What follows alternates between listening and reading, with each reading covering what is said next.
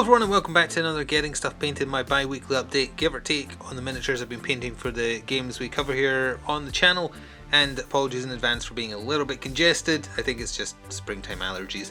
Either way though, we've got a lot to cover this time, such that it was actually kind of hard to fit them all into frame, but we've got some Marvel Crisis Protocol. We have a whole heap from Blood Bowl, which might be a bit of a surprise, but I finally managed to get through some miniatures that have been sitting since 2020. We have some Batman miniature game, kind of. Talk about those in a second. And then finally on the far right we have some God Tier. It's already been in a battle report, but we'll talk about it here as well. As always, all done with majority contrast paint, all based in Grey Seer, one of the two suggested Citadel base paints for contrast paints. And with that, we'll go from left to right. I'll bring what I'm talking about forward so we can see it a bit better. And of course keep on pausing to throw the ball for the dog that she just stole away from me there.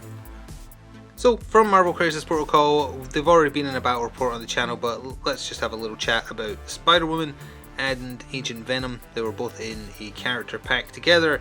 Web Warriors obviously, but also Guardians of the Galaxy for Agent Venom, because apparently he hung around with them for a while. Not super familiar, but I loved the miniature. So we'll talk about Spider-Woman first. She is the one that I painted first of the two. Actually turned out pretty well for what is a relatively simple model in my opinion.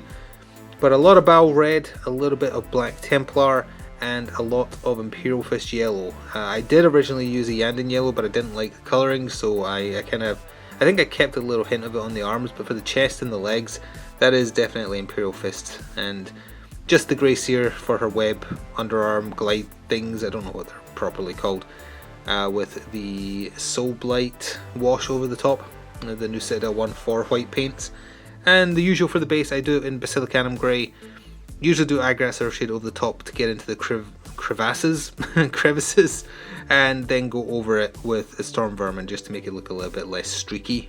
And I do that for all the Crisis Protocol bases these days. And then Agent Venom, it's always tough to do the Venom symbiote look. I'm happy with the results, especially because a fine detail hand is definitely needed to try and pick out his insignia properly because of how intricate it is. Did okay, and I reached a point where I was like, I could try and make this look better, but I'll end up making it look worse, so just accept it for what it is.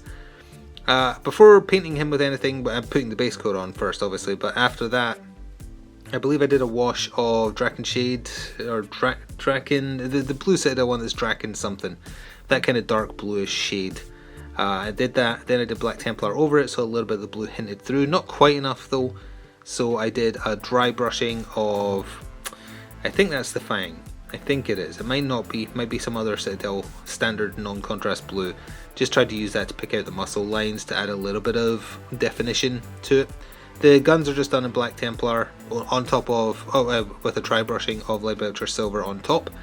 And same way I did the base as just described for Spider-Woman. I love the pose though, and he's actually surprisingly sturdy. Like a lot of Crisis Protocol minis that are hanging like this have kind of wobbly model syndrome, especially Storm, she's the worst for it. But he is actually on there pretty tight. There's two connection points and it's just the two bits of like the symbiote strands at the back here. That's enough that like I'm pressing into him, he holds sturdy. And it's a very dynamic pose and very cool looking. So I'm quite happy with how he turned out. I actually like how Spider-Woman turned out better. I'm never very good at painting the symbiote look. I've never quite got it how I would want. But it's okay. And we're one step closer to being able to run a symbiote only team. We need him, we need other Venom, we need Peter Parker with the Venom suit, we need Anti-Venom, I guess could be another one. And then they could start dabbling into the other alien symbiotes like...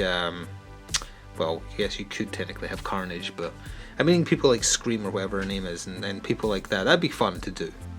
So I had some Skaven to show you all last time, and this is these must be murder to use on the pitch with how their tails are, especially these ones, because look how far the tails poke out. But I finished off the entirety of the Skaven team. I guess we can also technically include him, but we'll talk about him separately. These are painted in the exact same way as I talked about last time, so it's just as a matter of note that they're here now. 2 Blitzers and 4 linemen, finishing off the Skaven box team that you can buy. No, it's not the ideal lineup you want necessarily for playing Skaven, but that's on purpose so that Games Workshop wants you to buy more. But you can still run them as is and they're okay. There are some exceptions, I suppose, where the team you get is reasonable, let's say. So as a reminder though, for the bases, I use just one of the green contrast paints, the Striking Scorpion one, and then use one of Citadel's texture paints over the top, which you let dry in clumps, and then it does that kind of neat cracked look, which I think for a Warpstone pitch is pretty fitting for the Skaven. So the Blitzers have a bit more armor than the other ones, but yeah, these tails must be super frustrating. And part of the reason I went back to getting through Blood Bowl stuff and the other models we'll talk about in a second is because they've been sitting for so long. I opened the Skaven box a long time ago to do like a test miniature from it, which is in this series somewhere, and then I just kind of forgot and moved on to other things. But I am planning on bringing Blood Bowl back, I think, because I think there is actually a niche on YouTube for actual tabletop Blood Bowl to be played, because everybody plays the video games, which is fine, but some of us like seeing the dice actually be rolled by human hands, and I don't think I'm the only one. And it's not really being catered to that much, and especially because most people now play sevens, which is a smaller format, quicker version of Blood Bowl. And I tried watching it, didn't have the same feel to me. I don't know how to explain it, but it didn't feel as nice as just your standard 11 player Blood Bowl match. But either way, the Skaven, I think they're called the Skaven Blight Scramblers. I think that's the default name if you just do them as they are. But I talked about specifically what colours I used for them last week, so if you want to know specifics, just go back and check that one out when I painted a couple more linemen. But that is the base box of the team done right there. So I also picked up a while ago, this is what used to be the Forge World Rat Ogre as a potential player for your Skaven team. And this is the old sculpt, and it's awful. No wonder people use third parties, although they have since brought out a much better one. It fits on the base better, it's not top heavy or front heavy like this one is. Like this one is just begging to tip forward like that. And I was talking to a friend about this, like the only connection point to the base is this foot really. I kind of added a bit of extra at the back there for one of his nails. Is not ideal at all for him being secure. He fell off once while I was painting him. And my friend mentioned, oh, back when Forge World were not using Finecast, they were using metal, and he probably had the metal bar that slit into the base. I was like, oh, of course, that would hold him in perfectly, so it wouldn't matter as much, but not anymore. So yeah, I'm glad they replaced this, because this one is awful. The new one looks better, it doesn't take up as much space, it doesn't have a tail to whap around and knock over your own players. But in terms of colours I used Dark Oath Flesh for his actual flesh. He doesn't have any fur because he's a horrible mutant. I used some Striking Scorpion Green, Leadbelcher Silver, basically all the same colours as the players, to be honest. I don't know why I'm repeating myself. He does have some nice scars on his back though that I think picked out quite well, with a little bit of red on them while the skin tone was still damp, just to show where he's been wounded by something. But yeah, the model in general, it's 90% the pose that's wrong. That it doesn't make it easy to play with, although I think we are going to try and use it in a game because it's there and it's painted, and I'm almost guaranteeing that at some point it will either get broken off the base or just knock over a bunch of models because it is not positioned well on the base. One ball throw later, we're continuing on. We have some star players and other big guys to talk about, but this is also just as a matter of note. A long time ago I finished painting the Gouged Eye box for... That was one of the two starter sets in the old starter set, the pre-2020 starter set, when you got Recklin Reavers and Gouged Eye. This is a spare player that didn't make it into the team roster. In the roster that did play, there wasn't a need for another lineman, just in the way the points worked out. But he's been sitting unpainted, and I don't know, I just got to be in my bonnet about he's been sitting there unpainted. Even if he's not used, I want to finish the whole team. So, long time ago used the colours for him, tried to remember what I did. I think I got close. You can go back and see the full team if you'd like, but this is mostly just, again, as a matter of note to show that the team is entirely finished. So the old starter set of Blood Bowl, not the current one, not the 2021. Haven't started Nobility, well, technically I have now actually. Haven't started the Black Orcs from the 2020 starter set, but that is the old I don't know when that came out, 2017, 2016? Whenever that came out, that starter set is now done many years later. I'm also just noticing I accidentally missed a bit where I went over with the silver there. I'm going to have to fix that, otherwise it'll bother me. But that is the Orcs done. So I also, back when the Necromantic team released, which was when I also picked up that Rat Ogre and a Rotspawn, I picked up the Star Player that they released at the time, which is an updated model for Frankenstein. 2 Star Players melded together, fitting the theme visually for the Necromantic team as they look now, which is still my favourite looking team. They've added, well, it always existed, but the new updated version I really like the visual style. So I used the exact same scheme I used for them back in the day for Frankenstein, and it turned out okay, I think. A mix of body parts, so you've got to use different tones everywhere. In general though, very easy to work with, despite it being from the Finecast from Forge World. And yeah, just a neat player. Not the best option for the team, to be honest. I think the werewolf is the named werewolf, but he's just a very fun miniature, and he's going to club you with that one big hand, which I just enjoy a lot. So I guess we'll go slightly out of order here so I can talk about the Rot Spawn, because as I say, I picked up the Rot Spawn at the same time I picked up Frankenstein and the Necromantic team back when that released in 2020. So this is just a Rot Spawn. This is the big guy for a Nurgle team, which the Nurgle roster I did play in the channel for a little bit was really missing out on. So I tried to match up the official paint job, use some Dark Oath Flesh again with Agrax Earthshade over everything, Militarum green, and a mixture of Lupus pink and Luxian purple to do his tentacles and or horns. I hope that is in focus. He is a bit hard to draw, there we go, to get a bead on because he's so disgusting and lumpy and flabby, and it's wonderful. Use just a standard yellow paint to pick out the eyeballs on the tail, because that's the place you would expect to find eyeballs, is the tail, of course. Yeah, just a very neat model, and again that uses the space on the base much better. He is on a larger base, but you know, he's not going to be hitting people with his tail because his tail is coiled around him. Very neat model, and much like the others I painted for Nurgle's Rotters, everyone is marked as number 7, but then I put the real number on the base. He is actually number 7 though, because for some reason I didn't use a number 7. I guess I must have done it to be funny. I don't remember, but I had every Nurgle player marked as number 7 and then never used the actual number 7 to assign a player. So he is number 7, I think.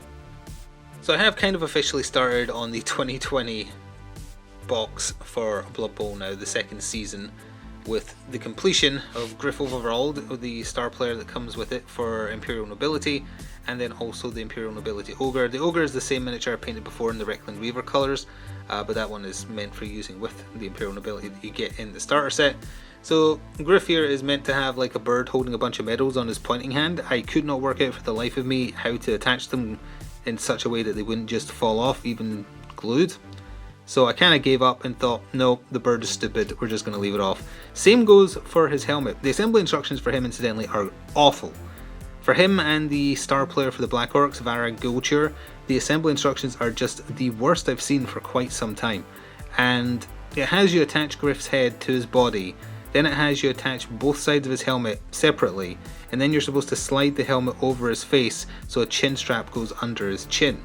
The problem with that is it doesn't fit, and I couldn't for the life of me work out how to fit it. They should have done it the other way around, where you form the helmet around the head. I have no idea why they've done it in the way they have in the instructions, because it doesn't work. So I just broke them off because it's the only way I could get the helmet to fit.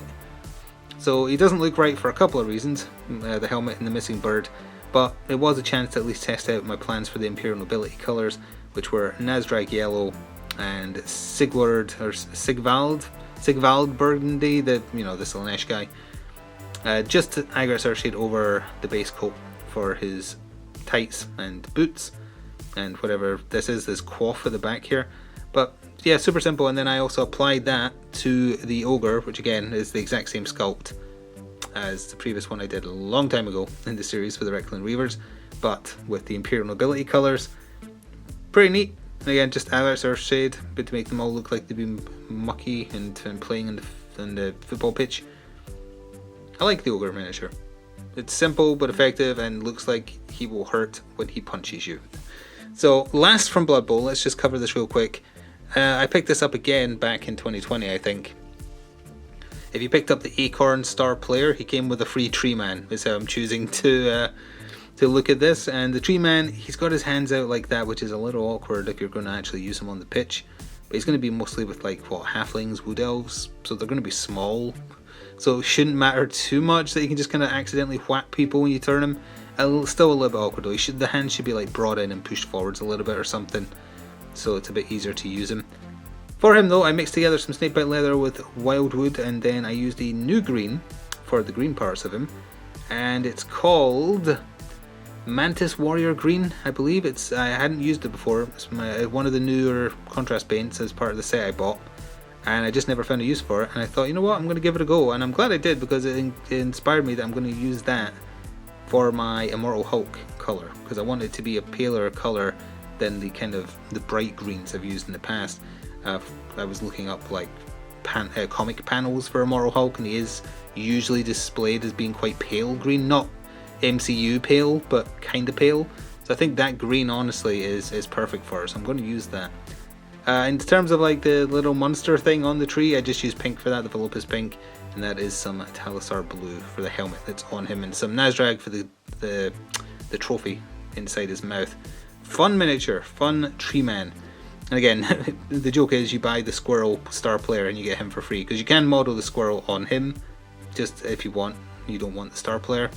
I think the star player's rules were free in White Dwarf, from what I remember. But either way, that is it for a lot of Blood Bowl. I expect there to be more, because I do plan to bring Blood Bowl back to fill a niche that I feel there might be on YouTube, but we can talk about that in the future. So next we have a little weird thing from the Batman miniature game. I talked about these in a battle report they've already been in, but Clayface, who has been available for the game forever, has been given a 3rd edition rules upgrade, or he was like months ago at this point. I think it was the tail end of last year actually. And as part of his new rule upgrade, they kind of repackaged him. It's the same miniature always was, but it came with some unique suspect markers to use as part of his rules. I didn't want to buy a model I've already got just to get those suspect markers, so I decided to improvise. I had 3 spare cat markers, which I think were from the Crazy Cat Lady in the Deacon Blackfire cult. And I was like, I'm going to use these as my clay markers. So I coated them all in snakebite leather, and then just used the texture Citadel paint that I used for like the orc base there to make suspicious looking clay cat markers. So these are what I'm going to use anytime I use Clayface. These are not cats for petting, they are very dangerous, don't go near them. And that's the best I can do. The actual markers they made look great, but I'm not going to buy a model I already have just to get them, as I say. So it's a good option if you want a Clayface and you never bought him. I think his 3rd edition rules are really, really good, especially for certain crews.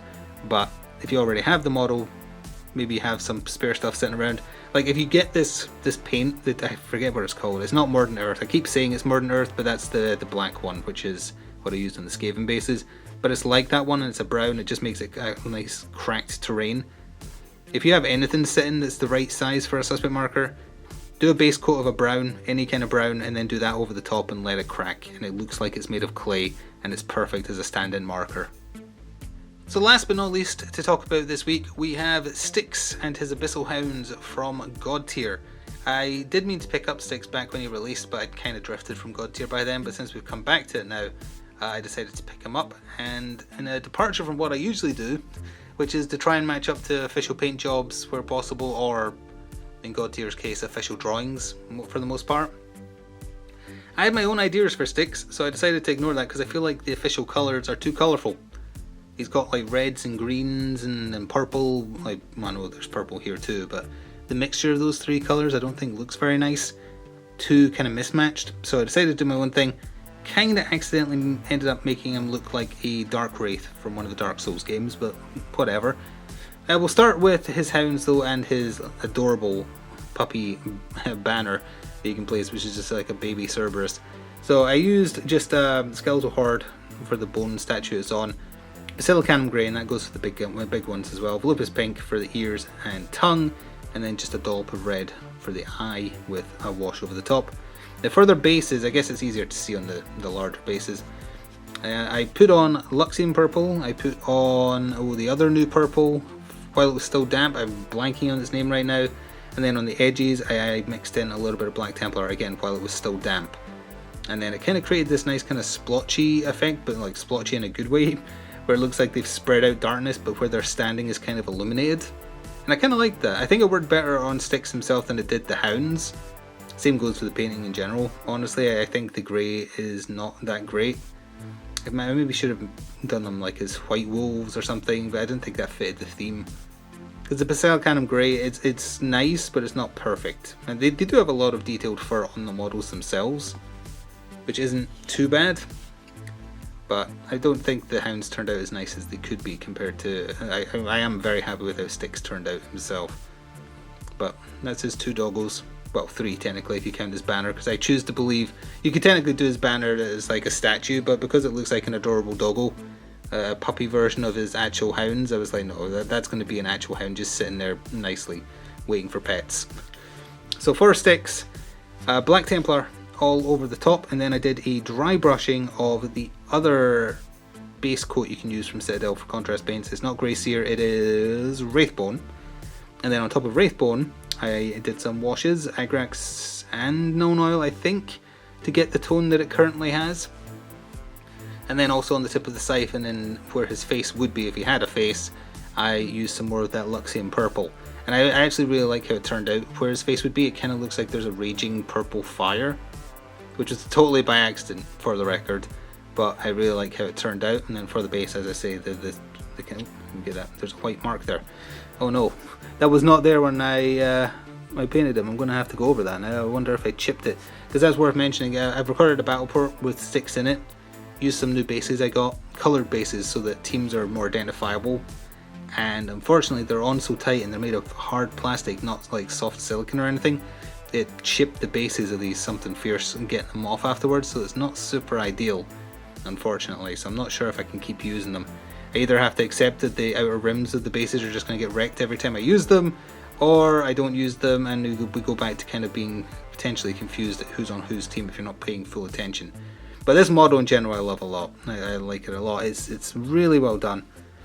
Very imposing. I made him look more imposing than he really should be as a Shaper champion, but it's just such a nice model, and I love scythes. And the bone armor was just asking for the style of it being like a Dark Wraith from Dark Souls. So that's what I decided to do for Styx, and I'm definitely going to go and just apply a very quick bit of like purple or something to that bit of paint that's been chipped probably when the base was coming off, but that's okay. So that is it. This whole, and that kind of fits them in better actually if I do it that way, although they're not all visible. But that is it. I managed to do quite a lot over the past couple of weeks, and I've still got a lot more to do. I'm starting on Immortal Hulk, the Scarecrow crew as well for Batman. That will definitely show up, along with probably some more Blood Bowl as well. If you'd like to show me what you've been painting, feel free to do so on Twitter. It's linked in the description box below. Does not need to be a game I'm playing. If you just want to show me what you've been painting, that is a-okay. And I hope this inspired you to get your paints out and actually get your stuff painted. Doesn't matter if you're good at it or not, as long as you enjoy the process. Alright, that is going to do it. I shall hopefully see you again in about 2 weeks. Until then, ta-ta for now.